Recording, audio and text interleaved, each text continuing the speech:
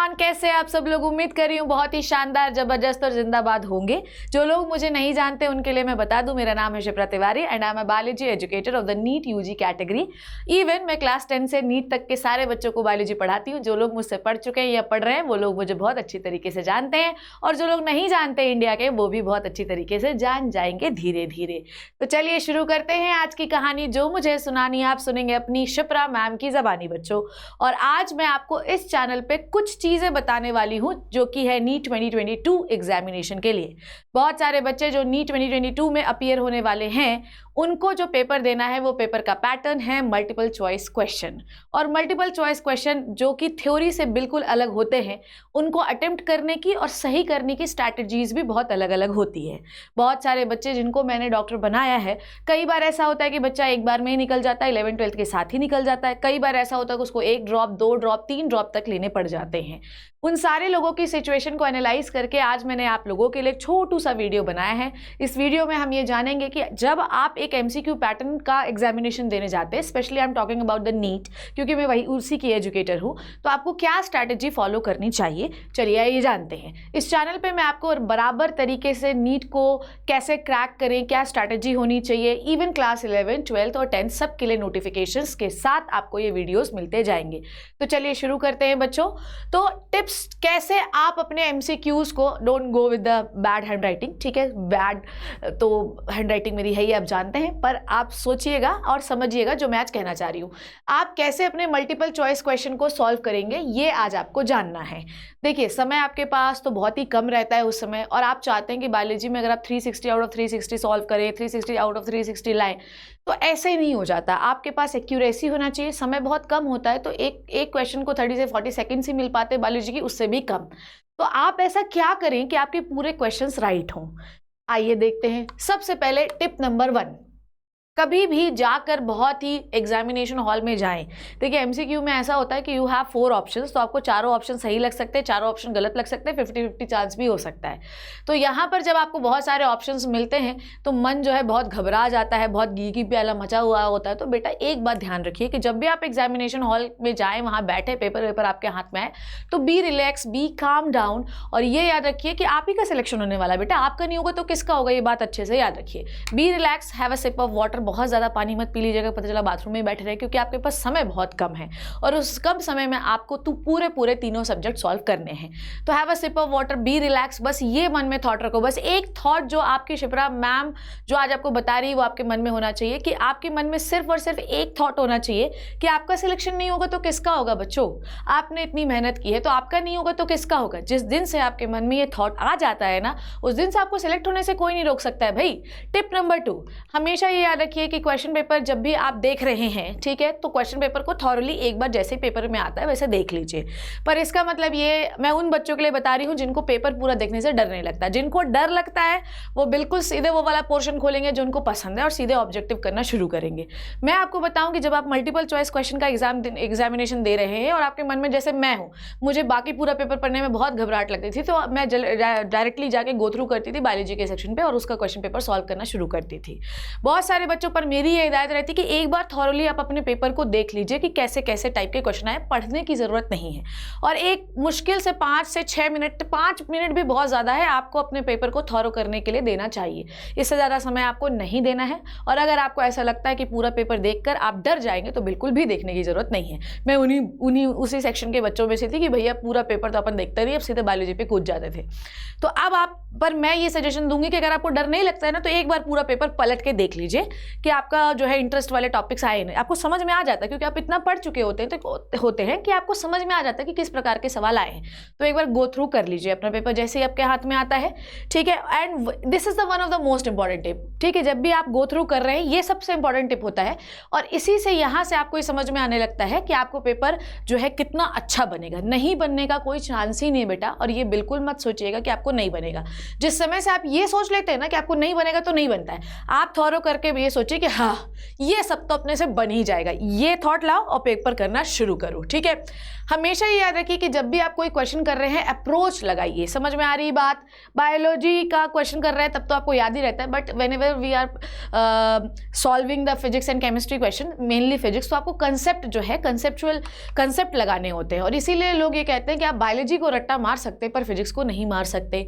समझ में आ गई बात? तो हमेशा जैसे मैथ्स द कॉलम आता है, तो मैथ्स द कॉलम सॉल्व करने का एक तरीका होता है कि आपको हर चीज़ रटी नहीं होती, तो आप कंसेप्ट लगाइए, इसका ये आंसर होगा तो क्यों होगा इसका आंसर, ये इसका आंसर होगा तो क्यों आंसर होगा। कई बार ऐसा होता है कि 4 ऑप्शन या 5 ऑप्शन दिए रहते हैं मैथ्स द कॉलम में, तो आपको उसमें से बताना होता है कि कौन सा करेक्ट पेयर है, कौन सा इनकरेक्ट पेयर है, या आपको राइट द कॉलम बताना होता है। तो ऐसी कंडीशन में हो सकता है कि एक आध आपको नहीं आ रहा हो, तो आपको क्या करना है, सही सही वाले सिलेक्ट कर लो, गलत वाला हटा दो। कई बार ऐसा होता है कि 2 आते हैं 2 नहीं आते, तो फिर वहां पर आपको कंसेप्ट लगाना होगा। कंसेप्ट लगाने के लिए आपको क्या क्या याद होनी चाहिए ये बात समझिए, क्योंकि नीट एक इंटायरली, मैं ये कहूँ कि अगर नीट एक पेपर है ना, तो फिजिक्स को छोड़कर मेरा ये मानना है कि बायोलॉजी मेमोराइजेशन का खेल है। समझ में आ रही बात? नीट एक ऐसा एग्जामिनेशन है जिसमें आपका दिमाग साफ, स्वच्छ और अच्छा याद करने वाला होना चाहिए। नहीं भी है तो लोग प्रैक्टिस कर करके इसको साल भर में बना ही लेते हैं याद करने वाला। तो NEET examination is entirely based on the memory based, ठीक है, ये पूरा मेमोरी बेस्ड एग्जामिनेशन है। जितनी अच्छी आपकी मेमोरी होगी उतना अच्छा पेपर सॉल्व कर पाएंगे। तो मैम हमारे पास मेमोरी नहीं है तो क्या हम पेपर सॉल्व नहीं कर पाएंगे? क्यों नहीं कर पाएंगे यार? साल भर जब आपको पढ़ाया जाता है 11th क्लास 12th क्लास, तो आप क्या इनहेंस कर रहे हैं? अपनी मेमोरी ही इनहेंस कर रहे हैं। तो जिसके में 10 तक 0 मेमोरी भी रहती है ना, 12 तक वो इतना भयंकर इंटेलिजेंट बन जाता है कि नीट में हो सकता है फर्स्ट रैंक वही मार दे। तो मेमोरी बेस्ड एग्जामिनेशन है, तो कंसेप्ट लगाते समय आपको अपनी मेमोरीज का इस्तेमाल करना है कि भाई हमने इस फाइलम में ये वाला एग्जाम्पल पढ़ा था और ये क्वेश्चन बोल रहा है कि इस फाइलम का मेंबर है, इस फाइलम का ये कैरेक्टर, तो डेफिनेटली इसका भी यही कैरेक्टर होगा। दिस इज द कंसेप्ट जो आपको लगाने हैं, जो आपके मेमोरी में इंफॉर्मेशन है उसको आप अपने ऑप्शन में अप्लाई करिए और आपको अपना राइट आंसर मिल जाएगा। समझ में आ गई बात? आपको मेमोराइजेशन में क्या क्या याद रखना पड़ेगा? कुछ कैरेक्टरिस्टिक्स याद रखने पड़ेंगे, साइंटिफिक नेम्स याद रखने पड़ेंगे, ठीक है, उसके बाद कुछ इंपॉर्टेंट डेफिनेशन याद रखनी पड़ेंगी। जब आप ये सारी चीजें याद रखते हैं ना अपने दिमाग में, इसको रट्टा नहीं मारना है। जब आप इनके क्वेश्चन 4 बार 5 बार 6 बार प्रैक्टिस कर लेते हैं ना, तो ऑलरेडी अपने आप में दिमाग में याद ही हो जाती। इसलिए लोग ये कहते हैं कि जब भी आप multiple choice question based examination देने जाते हैं तो आप जितना प्रैक्टिस करेंगे उतना ज्यादा फायदा होगा। जब आप थ्योरी बेस्ड एग्जामिनेशन देने जाते हैं तो कोई प्रॉब्लम नहीं होती, आप एक बार पढ़े अपने मन से आंसर लिख देते हैं। पर एमसीक्यू में ऐसा नहीं होता बेटा, जो राइट है वो राइट है, जो गलत है वो गलत है।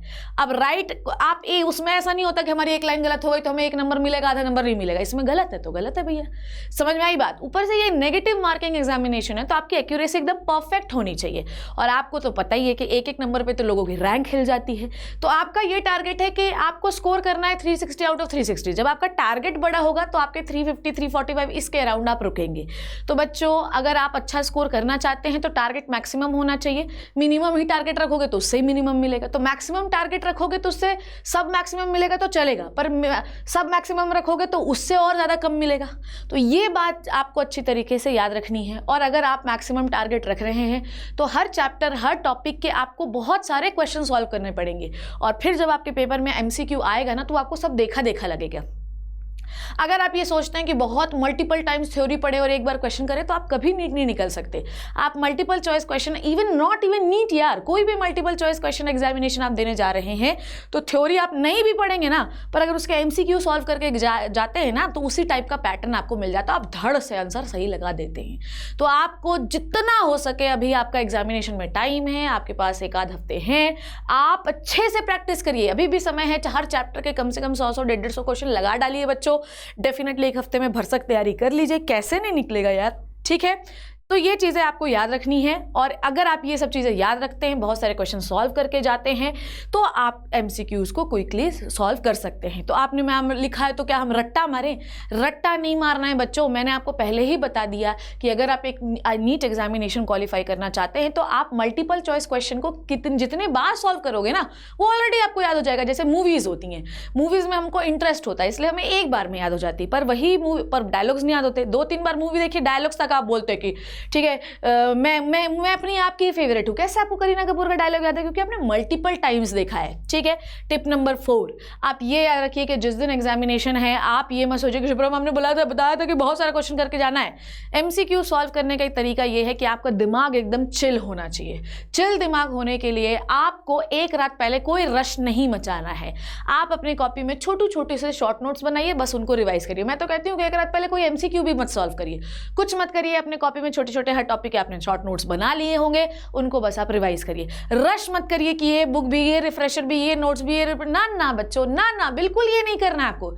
बिल्कुल रश मत करिए, आराम से थोड़ा बहुत रिवाइज करिए और सो जाइए। साल भर में जो आपने पढ़ना था वो आप पढ़ चुके हैं, तो बिल्कुल भी टेंशन मत लीजिए। लास्ट मिनट में आपको सिर्फ और सिर्फ किसी बुक के शॉर्ट नोट्स जो है वो पढ़ने हैं, तो वो है आपके NCERT माता। NCERT के अलावा किसी और के शॉर्ट नोट्स, मतलब आप साल भर में टीचर्स के शॉर्ट नोट्स, कोचिंग्स के शॉर्ट नोट्स सबके पढ़ लेते हैं, पर लास्ट मिनट में आप जो NCERT के शॉर्ट नोट्स बनाए हैं सिर्फ उसी को थॉरो रिवाइज करेंगे और कुछ भी नहीं।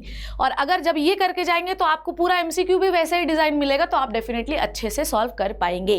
क्लियर है? समझ में आ गई बात? और ये याद रखिएगा, ठीक है, ये मैंने पहले ही बता दिया, solve more and more question. जितने ज़्यादा आप क्वेश्चन सॉल्व करेंगे उतना ज़्यादा आपको फायदा मिलेगा। समझ में आई बात? और don't do it before examination, 1 day before तो बिल्कुल ही मत करना, ठीक है। समझ में आ गई बात? डो नॉट पैनिक, ठीक है। बहुत सारे लोग बोलते हैं हे भगवान ये क्वेश्चन तो अपन ने पढ़ा था, ये याद क्यों नहीं आ रहा है? बेटा यही तो एग्जामिनेशन की ब्यूटी है ना। ब्यूटी ऑफ द एग्जामिनेशन यही होती है कि जो चीज़ याद नहीं आती ना वो एग्जामिनेशन हॉल के बाद याद आती है। तो जो चीज़ याद नहीं आ रही है उसमें आप 1-2 सेकंड वेस्ट करिए, आगे बढ़िए। वेस्ट मत करिए कि लगे हैं जैसे ये मेरे साथ ये बहुत बड़ा प्रॉब्लम था कि जब भी मैं पेपर सॉल्व करने बैठती थी तो अगर मुझे नहीं बनता था और मुझे ऐसा लगता था कि मैंने वो क्वेश्चन कभी पढ़ा है ना, 1-2 मिनट 3 मिनट 4 मिनट देती रहती थी, तो इस चक्कर में मैं बहुत लेट हो जाती थी और बाकी के क्वेश्चन मेरे से नहीं हो पाते थे। तो अगर आपको ऐसा लगता है कि ये MCQ मुझे नहीं बन रहा है या मैंने पढ़ा था तो याद हो जाएगा, अगर आना होगा ना याद बेटा तो किसी भी क्वेश्चन के बीच में याद आ जाएगा, पलट के आप टिक लगा लेना, गोला भर लेना। पर ये याद रखना कि MCQ सॉल्व करने की टेक्निक यही है कि अगर आपको नहीं आ रहा है स्किप, नहीं आ रहा है स्किप, आगे बढ़ते जाओ। ये बिल्कुल मत पैनिक करो, हे भगवान 10 नहीं बने, आगे के बन जाएंगे। पर जितने बने बेटा वो सही बनने चाहिए। समझ में आ गई बात? MCQ सॉल्व करने के लिए आपको ये बात याद रखनी है, किसी भी एक MCQ पे बहुत ज़्यादा टाइम नहीं देना है। दूसरी बात यह है कि आपको नहीं बन रहा है स्किप मारिए, दूसरे पे मारिए, जाइए। पैनिक मत करिए कि 10 नहीं बने, पर जितने बने उतने सही बनना ज़रूरी है। समझ में आ गई बात? और ये याद रखिएगा कि अटेम्प्ट करिए। MCQ का ये भी ब्यूटी होती है कि अगर आपको नहीं बनता तो आप ऑटोमेटिकली, ये मैम आप कह रही हो पर कैसे माने, ह्यूमन नेचर होता है, थोड़ा आदमी डर जाता है। तो अटेम्प्ट दोस्त पार्ट जो सबसे ईजी होता है। बहुत सारे लोगों का अटेम्प्ट करने का तरीका अलग हो सकता है, मैं उसको डिनाई नहीं कर रही हूँ, पर मेरे हिसाब से जो पार्ट आपको सबसे अच्छा आता है उसको सबसे पहले अटेम्प्ट करिए, क्योंकि जो पार्ट आपको सबसे अच्छा आता है उसको पहले अटेम्प्ट करने से आपका एक कॉन्फिडेंस बिल्डअप हो जाता है। जैसे मैं बायोलॉजी अटेम्प्ट करती थी, तो जितना ज़्यादा आपको कॉन्फिडेंस होता है तो आपको लगता है बायोलॉजी तो अच्छा चला गया, चलो फिजिक्स और केमिस्ट्री कर लेते हैं, बस अपना काम हो जाएगा। पर अगर आप ऐसा कोई पार्ट उठा लेते हैं जो पार्ट ऑलरेडी आपका कमजोर है, तो आपका कॉन्फिडेंस जो है वो नीचे गिर जाता है, तो बाकी क्वेश्चन भी गलत होने लगते हैं। जो भी अननोन क्वेश्चन है जिनको आपने कभी देखा नहीं है, बिल्कुल पढ़ना ही नहीं, उसको छोड़ते जाइए, स्किप मारिए बिल्कुल। लास्ट में जब समय आपके पास बचेगा तो उस पर आप उधेड़ बुल लगाइएगा। पर बेटा अगर आपको बहुत ज़्यादा कॉन्फिडेंस नहीं है, 50-50 कॉन्फिडेंस में हम तुक्का मार सकते हैं, पर हर बार तुक्का लगाना सही नहीं होता, क्योंकि अगर आपकी किस्मत अच्छी है तो आपके तुक्के सही बैठते हैं, पर अगर आपकी किस्मत उस दिन अच्छी नहीं चली तो वो तुक्के गलत हो सकते हैं, और एक गलत क्वेश्चन आपको बहुत भारी पड़ सकता है। तो go with the accuracy, don't go with the तुक्का यार, ठीक है। नेक्स्ट इज, हमेशा ये याद रखिए कि ये तो मेरा फेवरेट टेक्निक है कि मैं क्वेश्चंस को, जैसे मान लो कि जो मुझे राइट आता है उसको तो दन्न से मैंने मारा, ठीक है, दन्न से बिल्कुल टिक लगाया, गोला भरा, डन, ठीक है। पर जब आपको 4 ऑप्शन देते हैं और अगर उसमें आपको 2 आते हैं 2 नहीं आते हैं, तो you have to use the elimination technique, and this is the one of the best technique to solve the MCQ। Elimination technique से क्या होता है कि आप गलत ऑप्शंस को ये सोचिए कि ये क्यों गलत है। जब आप ये सोच लेते हैं कि ये क्यों गलत है, ये क्यों गलत है, ये क्यों गलत है, तो राइट ऑटोमेटिकली आपको मिल जाता है। ये उन क्वेश्चंस के लिए होता है जिनके बारे में आप नहीं जानते, क्योंकि जो जानते हैं वो तो आपको पता ही है, ठीक है। समझ में आई बात? And next is effective time division. आपका टाइम डिवीजन एकदम परफेक्ट होना चाहिए। आप अच्छा मैम ये कैसे बनेगा? बेटा ऑब्जेक्टिव क्वेश्चन में वही बता रही हूँ ना मैं, टाइम डिवीजन तब बनता है जब हम परफेक्ट मॉक टेस्ट करते हैं। यूज सॉल्व मॉक टेस्ट, बहुत सारे मॉक टेस्ट आप सॉल्व करिए, ठीक है। आप अभी आपके पास थ्योरी पढ़ने का इतना समय नहीं है, तो मेरा ये एडवाइस रहेगा कि जितने ज़्यादा मॉक टेस्ट आप कर सकते हैं, जितने ज़्यादा ऑब्जेक्टिव क्वेश्चन कर सकते हैं करिए। थ्योरी के पीछे मत भागिए, क्योंकि जितना पढ़ना था आपने थ्योरी पढ़ ली है। अब आप थ्योरी को रिवाइज करिए विद द क्वेश्चन, क्योंकि जितने ज़्यादा आप मल्टीपल क्वेश्चन करेंगे ना बच्चों अभी 8-10 दिन में, उतना ज़्यादा आपको फायदा मिलेगा। ये 2 हफ्ते आपके लिए बहुत क्रूशियल है। 14-15 दिन में आप जितने सवाल कर लेंगे उतना ज़्यादा आपको फायदा है। थ्योरी आपने जो पढ़नी थी वो पढ़ ली है। अब आपको लिटरली अगर बायोलॉजी की थ्योरी रिवाइज करनी है किसी चैप्टर के पहले, तो आप क्या करिए, एनसीईआरटी का थॉरो रिवीजन करिए और क्वेश्चन करना शुरू करिए। और लास्ट के 1 हफ्ते तो मेरा ये सजेशन है, use solve only mock test. Mock test आपकी एक्यूरेसी, आपकी सिटिंग और आपकी प्रैक्टिस सब बढ़ाते हैं। जब आप ये कर लेंगे तो आप एटलीस्ट टाइम मैनेजमेंट की ओर बढ़ जाएंगे और हर एमसीक्यू को एक परफेक्ट टाइम दे पाएंगे। आप हमेशा अपना सेक्शन डिवाइड करके रखिए कि मुझे इतना टाइम इसको देना, इस सेक्शन को इतना देना, इस सेक्शन को इतना देना है। जब आप मेंटली ये प्रिपेयर करके जाते हैं नीट एग्जामिनेशन में, तो आप उतने में ही अपना काम मैनेज करते हैं। थोड़ा बहुत ऊपर नीचे हो सकता है, पर अगर आप ऐसा नहीं करके जाते तो इजी पार्ट में भी आपको ज़्यादा समय लग जाता है, जिसकी वजह से जो आपके टफ पार्ट है वो छूट जाते हैं। कंक्लूजन मैं आपको बता दूं, राइट प्रैक्टिस और अच्छे टाइम मैनेजमेंट स्किल से आप एक well develop, well structured strategy को फॉलो करते हुए अपना एग्जामिनेशन क्वालिफाई कर सकते हैं। तो ये याद रखिएगा, प्रैक्टिस, टाइम मैनेजमेंट, ये 2 चीज़ें आपके नीट एग्जामिनेशन में आपको सहायता देंगी। और आप जब एग्जामिनेशन से निकल कर आएंगे तो आप डेफिनेटली खुश होकर निकलेंगे और एक परफेक्ट स्कोर जो है वो हासिल कर पाएंगे। कोशिश आखिरी सांस तक करनी चाहिए, बिल्कुल ट्राई करते रहिए। जो मैंने बोला वो करके देखिए, आप कैसे नहीं आपको सफलता मिलेगी, या तो आपको सक्सेस मिलेगी या तो आपको अनुभव मिलेगा। तो दोनों चीज़ों के लिए रेडी रहिए, घबराइए मत, पैनिक मत करिए। जैसे जैसे एग्जामिनेशन आता जाएगा मैं आपको कुछ ना कुछ इन्फॉर्मेशन, टिप्स एंड ट्रिक्स देती जाऊंगी। थैंक यू सो मच बच्चों, मिलूंगी किसी अमेजिंग वीडियो में, तब तक thank you so much, Tata, all the best, तैयारी करते रहिए।